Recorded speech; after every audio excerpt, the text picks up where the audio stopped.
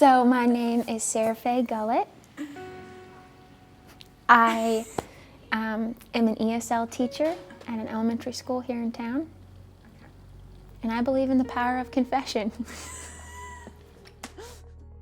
For me, as a believer, I think that vulnerability is what we're called to live in. It's what breeds community and intimacy with the Lord and with others. And so it's kind of became my mode of operation is just to live a life in the light. And when I'm struggling with something, I don't want to try and maintain a face that shows like, no, I've got it all together.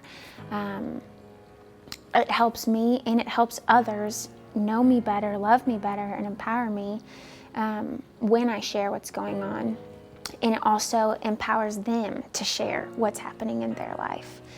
So I have learned through experience that our heart and mind will tell us, don't tell. You know, if you're struggling with a sin pattern in your life, the very last thing you want to do is tell people, because then it's going to be exposed and everyone's going to know either you're fake if you're some leader, Christian leader, or that you're not who they thought you were.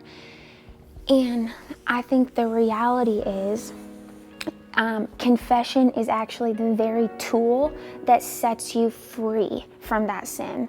So our heart and mind says hide it, and then it festers and grows within us and becomes bigger, and we carry shame and guilt about it.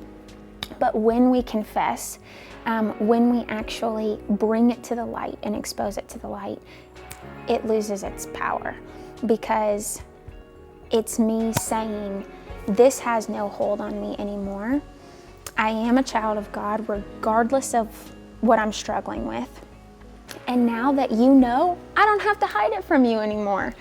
And it's like it really does lose its power. So I have a group of girls who are my inner circle. They're my tightest friends.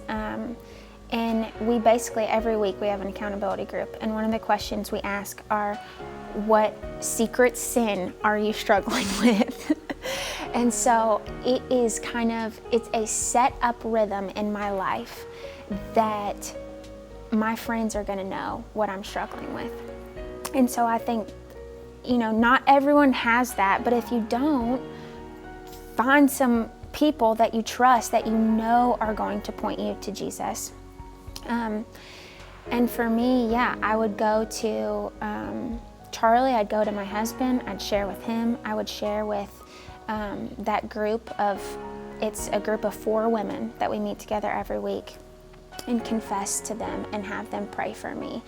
And I think we just have a general understanding that this is a safe place and you can bring whatever you want here, and we are going to speak truth over you and not let you leave the same, But you have to be the brave one to take the step and be vulnerable. If it's not a culture of vulnerability yet, you just gotta be bold and just say, this is what I'm struggling with, and it'll actually really